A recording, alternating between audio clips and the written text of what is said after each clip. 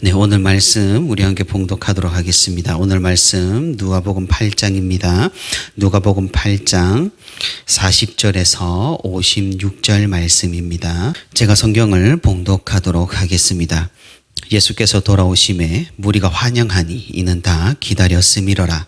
이에 회당장인 야이로라 하는 사람이 와서 예수의 발 아래에 엎드려 자기 집에 오시기를 간구하니 이는 자기에게 12살 된 외딸이 있어 죽어가미로라. 49절로 갑니다. 아직 말씀하실 때에 회장당의 집에서 사람이 와서 말하되 당신의 딸이 죽었나이다. 선생님을 더 괴롭게 하지 마소서 하거늘 예수께서 들으시고 이르시되 두려워하지 말고 믿기만 하라. 그리하면 딸이 구원을 얻으리라 하시고 그 집에 이르러 베드로와 요한과 야고보와 아이의 부모 외에는 함께 들어가기를 허락하지 아니하시니라.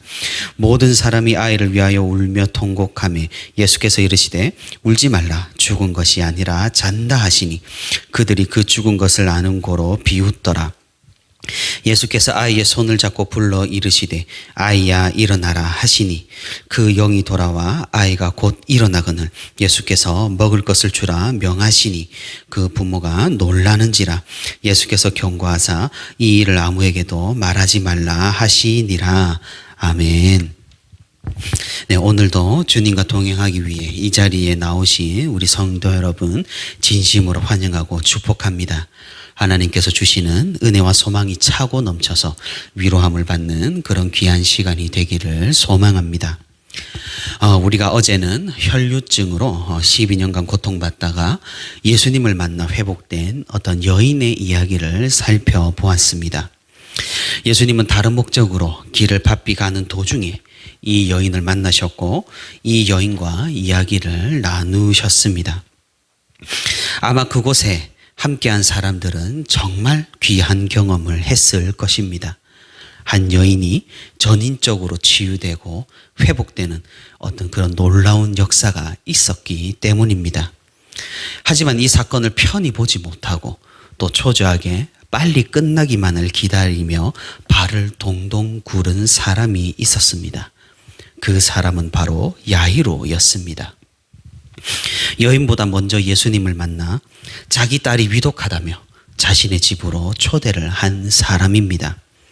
갈 길이 급하지만 시간이 촉박하지만 어째서인지 예수님께서는 조금 느긋해 보입니다. 한바탕 사건이 일어나는 바람에 시간이 꽤나 지체가 되었습니다. 아니나 다를까 집에서 전갈이 왔습니다. 야이로의 딸이 이미 숨을 거두었다는 그런 소식입니다. 절망한 야이로에게 주님은 무엇을 요구하시며 또 어떤 말씀을 오늘 본문에서 하시고 있는가요? 주님께서 1년에 2사건, 혈류증으로 고통받는 여인과 이 야이로를 통하여 우리에게 말씀하고자 하는 바가 무엇일까요? 오늘 말씀을 통하여서 우리가 믿는 것이 무엇인지, 우리가 무엇을 믿어야 하는지 바르게 깨닫고 힘들고 어려운 이 시대에 더욱 믿음을 공고히 하는 그런 귀한 시간이 되기를 소망합니다.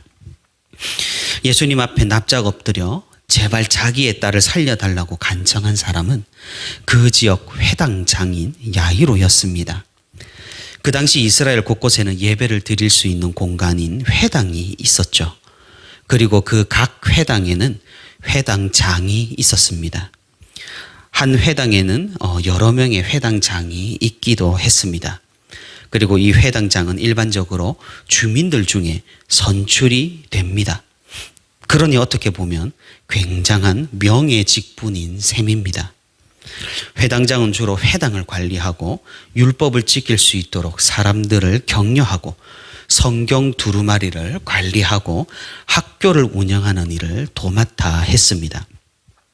그 지역에서 상당히 존경을 받는 지도자의 위치라 할 수 있겠습니다. 가만 생각을 해본다면 안정적이고 건물도 있으며 사람들에게 많은 영향력을 끼치는 그런 중년의 목회자가 이 회당장같이 어려움에 부닥쳤다고 떠돌아다니며 별 볼 일 없는 일개 젊은 전도사에게 도움을 청하는 일은 극히 드물 것입니다. 사실 야이로가 예수님을 찾아간 것은 이와 굉장히 흡사합니다. 한 지역의 회당장인 야이로가 보기에 예수님은 미천한 나사렛 출신의 순회 설교자, 전도자일 뿐입니다. 그만큼 이 야이로는 상황이 절박했고 자신의 딸을 사랑했으며 수단과 방법을 가리지 않았다는 것을 보여줍니다. 자신의 자존심과 권위를 모두 주님 앞에 내려놓고 자신의 딸을 위해 간구합니다. 예수님께서는 그 마음과 그 믿음을 보시고 흔쾌히 야이로의 집으로 향하셨습니다. 그런데 가는 도중 지체가 됩니다. 어떤 여인과 예수님 사이에 다른 일이 일어났던 것입니다. 물론 이 일은 은혜로운 일이었고 놀라운 회복의 역사였지만 아마 야이로의 눈에는 그렇게 보이지 않았을 것 같습니다. 한시가 급하고 자신의 딸이 이 순간 혹시나 잘못되지는 않을까 노심초사했습니다. 그런데 그때 멀리서 자신의 집에서 사람이 오는 것이 보였습니다. 불길한 예감이 들었습니다. 아니나 다를까 딸이 숨을 거두었다는 절망적인 소식을 전합니다. 이렇게 지체할 시간이 없었습니다. 예수님이 여인과 이야기하는 그 시간에 자신의 딸은 사경을 헤매고 있었습니다. 고통 가운데 몸부림치며 생명의 끈을 겨우 잡고 있었지만 결국 한계가 온 것입니다. 야이로는 그 소식을 접하자 절망했습니다. 그는 거리에 나앉아 울부짖었습니다. 절규하며 자신의 슬픔을 토해내었습니다. 자기 자식이 먼저 죽는 그 고통은 상상을 초월하니까 말입니다. 집에서 온 사람은 예수님이 오시지 않아도 될 것 같다고 말을 합니다. 야이로도 동의를 합니다. 아무리 예수님이라도 죽은 사람은 살리지 못할 것 같습니다. 그리고 그런 부탁하는 것 자체가 민폐고 선생님에게 신뢰되는 일이라고 생각했을지도 모르겠습니다. 그런데 예수님께서는 의외의 말씀을 하십니다. 야이로가 슬퍼하는 모습을 본 예수님은 야이로에게 믿음을 요구하십니다. 두려워하지 말고 믿기만 하라. 그리하면 딸이 구원을 얻으리라. 야이로는 어리둥절했죠. 이미 끝났습니다. 딸이 죽었습니다. 더 이상 무엇을 믿을 수 있단 말입니까? 개똥밭을 굴러도 이승이 좋다는 말처럼 일단 살아있고 봐야 고치든지 할 것 아니겠습니까? 야이로는 방금 혈루증 앓던 여인이 회복이 되는 놀라운 역사를 목격했습니다. 아마 이를 보고 야이로는 희망을 가졌을 겁니다. 예수님께서 함께 가신다면 우리 딸도 나을 수 있겠구나. 우리 딸이 일어날 수 있겠구나. 야이로는 소망을 가지고 예수님과 함께 했을 것입니다. 하지만 이제는 너무 늦어버렸습니다. 죽음은 우리에게 절대적인 마침표이기 때문입니다. 예수님께서 믿기만 하라고 말씀을 하셨지만 무엇을 믿으라는 말인지 모르겠습니다. 끊임없이 흘러나오는 슬픔을 간신히 부여잡고 고통으로 들끓는 낙담한 마음을 겨우 진정시키고 야이로는 예수님을 바라보았습니다. 예수님은 계속해서 야이로의 집으로 가기를 원하셨습니다. 야이로는 이런 절망적인 상황에서도 예수님을 한번 믿어보기로 결심합니다. 예수님이라면 다른 수가 있지 않을까? 꺼져가는 작은 불씨를 그 마음에 간직하여 처음 예수님께 간청한 그 믿음을 고수합니다. 집에 도착을 했습니다. 집안에는 통곡 소리가 크게 울려 퍼집니다. 우는 것이 작은 것은 그 집의 수치였기 때문에 가족들과 친척들과 이웃들은 더욱더 크게 소리내어 울며 통곡합니다. 그 상황에서도 예수님은 침착하십니다. 사람들에게 울지 말라며 이 아이는 잔다고 말씀을 하십니다. 사람들은 비웃기 시작합니다. 누가 보아도 죽은 것이 분명합니다. 제 아무리 예수님이라도 죽은 것을 잔다고 말씀하시는 것은 좀 지나친 것 같습니다. 하지만 사람들은 예수님이 누구신지 잘 몰랐던 것이죠. 예수님 입장에서 죽음은 사실 자는 것과 비슷할 겁니다. 우리 사람은 죽는 것이 두렵고 죽음이 끝이라고 생각하지만 영원하신 하나님이시며 죽음에서 부활하신 예수님 입장에서 죽음은 그저 잠시 자는 것입니다. 아무튼 예수님은 아이가 있는 방으로 들어갑니다. 그 부모와 베드로, 요한, 야고보 외에는 들어오지 못하게 하셨습니다. 오는 길에 만난 여인에게 공개적으로 고백을 하게 하신 것과는 사뭇 대조적인 조치입니다. 아마도 호기심이 가득하고 기적에 굶주린 관중들에게서 그 가족의 프라이버시를 지키기 위해서일 것입니다. 또한 3명의 제자만을 두신 것은 아마 특별히 가르치시는 제자들이기 때문일 것입니다. 예수님은 방에서 아이의 손을 잡습니다. 그 사람의 고통을 아시는 주님께서는 어떤 종교적인 의식법, 부정하게 되는 법을 신경 쓰지 않으셨습니다. 당연히 만지지 않으셔도 충분히 살릴 수 있으셨지만 주님의 마음은 연민으로 충만하셨습니다. 아이야, 일어나라. 이 단순한 주님의 명령에 이미 숨을 거두어 죽은 아이, 영이 떠나 흙으로 돌아가는 육신만 남은 이 아이에게 영이 돌아오고 생명이 돌아왔습니다. 죽기 직전 아픈 상태로 되돌아온 것이 아니라 완전히 회복되어 음식을 먹을 수 있을 정도가 되었습니다. 배가 고프다는 것은 생명이 약동함을 의미합니다. 죽음의 그림자로 뒤덮여 있던 그 집이 이제는 생명의 빛으로 가득 채워졌습니다. 예수님께서는 놀라는 부모에게 신신당부를 하셨습니다. 사람들에게 알리지 말라고 말입니다. 우리가 어제 살펴본 바와 같이 사람들은 자극적이고 드라마틱한 것을 쫓았고 그걸 보기를 갈망했습니다. 그런 구경거리를 찾아 예수님을 쫓아다녔습니다. 예수님은 사람들이 그런 것에 정신이 팔려 핵심을 놓치지 않기를 원하셨습니다. 자신이 행하시는 그 사역의 본질을 전하기 위해 부모에게 세부적인 이런 상황을 알리지 말라고 당부를 하셨는 겁니다. 야이로는 믿을 수 없었죠. 이제 모든 것이 끝났다고 생각을 했고 죽음이 딸과 나를 갈라놓았다고 생각을 했습니다. 하지만 그래도 지푸라기 잡는 심정으로 예수님과 함께 집으로 왔던 겁니다. 예수님이 잔다고 말씀하셨을 때도 정말 그러실 수 있을까 반신반의했을 겁니다. 하지만 계속해서 믿기로 결심을 해봅니다. 예수님께서는 야이로에게 말씀을 하셨습니다. 길에서 혈루병을 앓던 여인이 회복되는 것을 너는 보지 못하였느냐? 어찌하여 믿음이 없느냐? 믿기만 하라. 내가 너와 내 집을 구원하리라.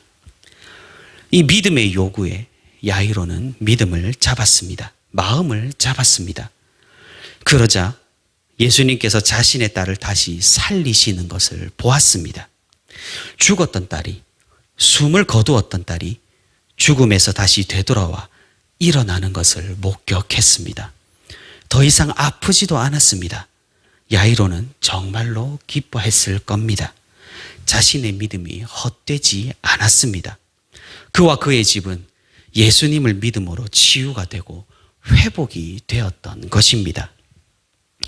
이 야이로와 이 길에서 만난 여인은 그 상황이 매우 비슷합니다.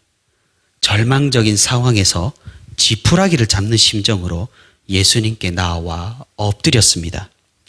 두 사람 모두에게 믿음이 있었고 동시에 믿음을 보여야 했습니다. 그럼에도 불구하고 믿음이 있었음에도 불구하고 예수님에게 가는 길은 험난했습니다. 이 여인의 여정도 힘들었거니와 야이로는 더욱 심했습니다. 죽음을 받아들여야 했으니까 말입니다. 하지만 그들은 믿음을 끝까지 잃지 않았습니다. 그들이 예수님을 어떤 분으로 정확하게 이해하고 믿었는지는 잘 모릅니다. 하지만 예수님께서는 그들을 긍휼히 여기시고 불쌍히 여기셔서 회복시켜 주시고 생명을 다시 허락하셨습니다. 예수 그리스도 사역의 본질이 하나님의 목적과 섭리가 우리를 향하신 주님의 일하심이 어제 오늘 이 두 사건에서 너무나 뚜렷하게 나타납니다.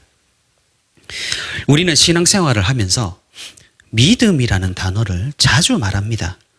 교회 생활을 열심히 하는 성도를 보고 믿음이 좋다라는 표현을 합니다. 오늘 제가 말씀을 전할 때도 믿음이라는 단어를 몇 번 말했을지 모를 정도로 자주 사용했습니다. 사랑하는 성도 여러분, 믿음이 무엇일까요? 우리가 자주 말하는 그 믿음은 무엇을 믿는다는 말일까요?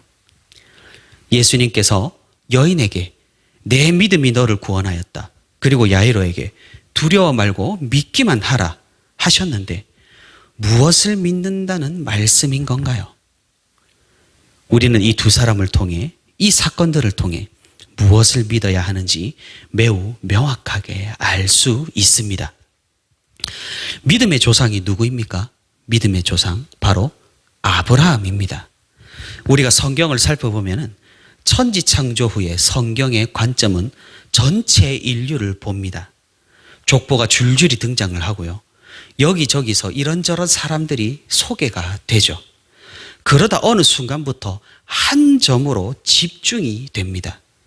그 사람이 누구입니까? 바로 아브라함입니다. 믿음의 조상, 하나님의 구원 계획 실현의 시작점이 바로 아브라함입니다. 이 아브라함을 기점으로 다시 성경의 관점은 어떻습니까? 온 인류로 퍼져 나갑니다. 아브라함이 하나님을 믿었기에 하나님께서는 그에게 복을 주시고 그를 통하여 모든 민족이 복을 받는 위대한 역사를 일으키겠다고 약속하셨습니다. 그렇다면 과연 아브라함은 대체 무엇을 믿었을까요? 대체 어떤 하나님을 믿었나요? 우리가 아브라함의 일생을 살펴본다면 아브라함은 100살까지 자녀가 없었죠. 사라의 태는 이미 예전에 다쳤습니다. 하나님께서는 그럼에도 아브라함과 사라에게 말씀하십니다. 내가 너에게 자녀를 낳게 하겠다고. 이게 대체 무슨 말씀인가요? 사라는 이 말씀을 듣고 기가 차서 웃습니다. 그럴 만도 합니다. 하지만 하나님께서는 그런 사라를 꾸짖으셨습니다. 아브라함은 이 말씀을 하신 하나님을 믿었다는 겁니다. 어떤 하나님입니까? 바로 생명이신 하나님, 이 세상을 창조하신 하나님, 그러니 우리에게 생명을 주시는 분도 하나님이시고 생명을 가져가시는 분도 하나님이심을 믿었다는 말입니다. 아브라함과 사라는 믿음으로 그 노년에 이삭을 낳습니다. 그런데 어느 날 하나님께서는 아브라함에게 믿을 수 없는 명령을 내리십니다. 이삭을 자신을 위한 제물로 바치라는 것이죠. 모두가 미친 소리라고 할 것입니다. 그 음성이 하나님이라는 확실한 보장이 어디 있겠습니까? 아마 대부분의 사람들은 그것은 하나님의 뜻이 아니라고 애써 무시를 해버렸을 겁니다. 그런데 아브라함은 하나님의 말씀에 순종했습니다. 이삭을 정말 제물로 바치려고 했습니다. 대체 아브라함은 무엇을 믿고 그렇게 했던 것일까요? 그것은 부활의 하나님을 믿었던 겁니다. 지금 내가 이삭을 여기서 제물로 바친다고 하더라도 하나님께서는 어떤 다른 방법으로 다시 생명을 주실 것이라는 그 믿음이 아브라함에게 있었던 것입니다. 죽은 이삭이 부활을 하든 새로운 생명이 다시 잉태가 되든 말입니다. 이런 믿음은 누구나 가질 수 없는 믿음인 것 같습니다. 아브라함은 하나님을 믿었습니다. 믿으니 순종할 수 있었습니다. 그 믿음은 바로 생명과 부활의 하나님이었습니다. 창조주 하나님, 구속주 하나님, 회복시키시는 하나님을 아브라함은 그 옛날 아무것도 없는 그 시대에, 예수님이 아직 이 땅에 오시지 않는 그 시대에 정말로 믿었던 겁니다. 오늘 우리가 살펴본 사건의 두 사람도 믿었던 거죠. 무엇을 말입니까? 바로 창조의 하나님, 부활의 하나님, 회복의 하나님을 말입니다. 예수님이 하나님이시고 그 하나님께서는 우리에게 생명을 주시는 분이라는 사실을 말입니다. 그러니 그 믿음대로 그들은 회복이 되었고 생명을 얻었습니다. 다른 것을 믿은 것이 아닙니다. 단순히 내가 회복될 것이고 내가 잘 될 것이고 내가 형통할 것이라는 그런 무지몽매한 믿음이 아니라는 말입니다. 우리가 믿음이 무엇인지, 과연 내가 가진 믿음은 어떤 믿음인지를 고민하고 살펴보기를 바랍니다. 우리는 대체 무엇을 믿고 있는가요? 과연 하나님을 어떤 분으로 믿고 예수 그리스도를 어떤 분으로 생각하고 있는가요? 그것은 그저 막연한 믿음도, 무작정으로 믿음도, 덮어놓고 믿는 것도 아닙니다. 우리는 창조, 구속, 부활, 회복의 주님을 믿는 겁니다. 그리고 그 믿음으로 우리는 창조되었고, 우리는 구속되었고, 우리는 부활할 것이고, 우리는 회복될 것을 믿는 것입니다. 이것이 믿음의 핵심이고 믿음의 본질적인 내용입니다. 우리가 이 핵심과 본질을 언제나 기억하고 믿음이 무엇인지 깨닫고 올바른 믿음을 갖기를 바랍니다. 말씀을 맺도록 하겠습니다. 본문의 사건이 일어날 때 주위에 수많은 사람들이 함께 했습니다. 하지만 그들에게 이 믿음이 있었을까요? 아니면 호기심과 기적에 대한 굶주림과 구경거리를 찾아 온 것이었을까요? 우리가 진정으로 올바른 믿음을 갖기를 바랍니다. 예수님을 다른 것으로가 아니라 진정 우리의 하나님으로 믿기를 바랍니다. 이 믿음의 방향이 올바를 때 우리는 성장할 겁니다. 우리는 예수 그리스도에게로까지 자라날 것입니다. 그리고 우리는 이 믿음으로 세상을 이길 것입니다. 죽음을 가지고 우리를 뒤흔드는 이 무서운 세상도 결국 생명의 주님 앞에서 아무것도 아님을 우리가 진정으로 깨닫기를 바랍니다. 우리 모두 올바른 믿음으로 신앙생활 하여서 그 소망 가운데, 그 믿음 가운데 이 세상을 살아가는 저와 우리 모든 성도가 되기를 소망합니다.